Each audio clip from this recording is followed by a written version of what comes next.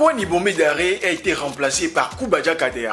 Voici le seul obstacle à la signature de son contrat avec la FTF. On vous dévoile tout. Très chers amis, bienvenue dans la revue du jour. Commençons d'abord par les informations politiques et d'ordre social. L'UFC rend hommage à Monseigneur Bariga Bénissan. L'Union des forces du changement UFC, un important parti d'opposition au Togo, a rendu hommage à Monseigneur Yves Nicodème Anani Bariga Bénissan, archevêque métropolitain de Lomé, décédé justement le 4 août à l'âge de 61 ans. Dans un communiqué de presse émouvant, le parti, par la voix de son deuxième vice-président Sénat Ali Puy, a exprimé sa profonde tristesse et reconnu l'immense contribution de l'archevêque à la cause de la paix et de la réconciliation nationale au Togo. L'UFC a indiqué le rôle vital joué par Monseigneur Bariga Bénissan dans la promotion de l'unité du peuple togolais. Jack Blazon 2024, Mila Aziablé célèbre la diversité culturelle.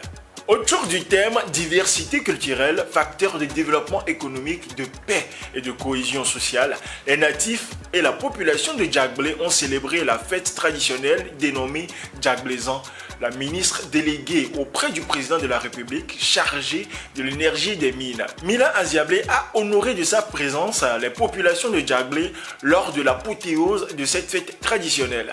Ensemble, ils ont célébré justement la richesse de notre patrimoine culturel, véritable moteur du développement économique, de paix et de cohésion sociale. Alerte au choléra, le Togo déclenche des mesures d'urgence prises après un cas. Les autorités sanitaires du Togo ont sonné l'alarme après avoir détecté un cas de choléra dans le district sanitaire de Vaud.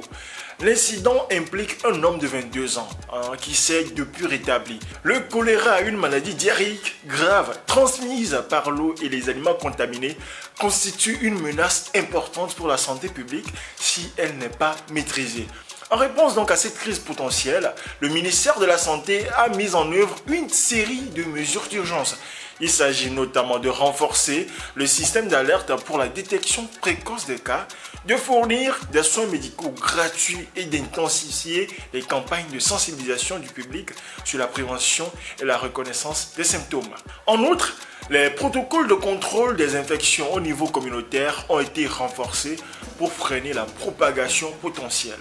Merci de suivre cette revue et vous êtes sur Lomé Actu. On parle à présent de football. Voici le seul obstacle de la signature du contrat de Nibombe Daré. Depuis 24 heures, c'est le sujet d'actualité. Pourquoi la signature du contrat de Nibombe Daré traîne? Monsieur Gilbert Abba, directeur de la communication, s'est essayé au problème et a donné une réponse sur le contrat de Nibombe Daré sur Radio Lomé. D'après notre source, Nibombe Daré a fait une proposition. Naturellement, le ministère a fait des contre-propositions. Ce qui est convenu, c'est qu'il aura un salaire de 12 millions pour lui-même et 14 millions de francs CFA pour son staff. Au niveau de la sélection nationale, ce qui a été convenu entre la fédération et le ministère dans les relations qui les lient, c'est que le poste de sélectionneur adjoint revienne à un national afin de permettre un transfert de compétences. C'est ce qui a été demandé à notre compatriote, c'est-à-dire Nibombe Daré, qui n'a pas souhaité avoir M. Kader Koubadia au poste d'adjoint, selon M. Gilbert Alba. C'est la présence de l'actuel entraîneur des locaux Kader Koubadia dans le staff qui poserait donc problème. La version de Nibombe Daré sur cette affaire est attendue dans les prochaines heures. On boucle la revue avec des informations des Jeux Olympiques de Paris 2024. Le Botswanais Letil Tobogo remporte l'or sur le 200 mètres. Moment historique aux Jeux Olympiques de Paris. Letil Tobogo est devenu ce jeudi soir le premier Africain à remporter le 200 mètres aux Jeux Olympiques, s'imposant en 19,46 avec une impressionnante facilité. Le grand favori américain Noah Lyles n'a pris que la 3e place en 19,70, dépassé par son compatriote Kenneth Bednarik. Le sprinter botswanais apporte à son pays sa toute première médaille d'or olympique. Lui qui était déjà devenu l'an dernier le premier athlète africain à monter sur le podium du 100 mètres aux mondiaux derrière Noah Lyles. Très chers internautes, merci d'être restés jusqu'à la fin de cette aventure. N'oubliez pas de vous abonner pour les prochaines éditions de nos revues. Bonne suite de journée. Lomé Actu.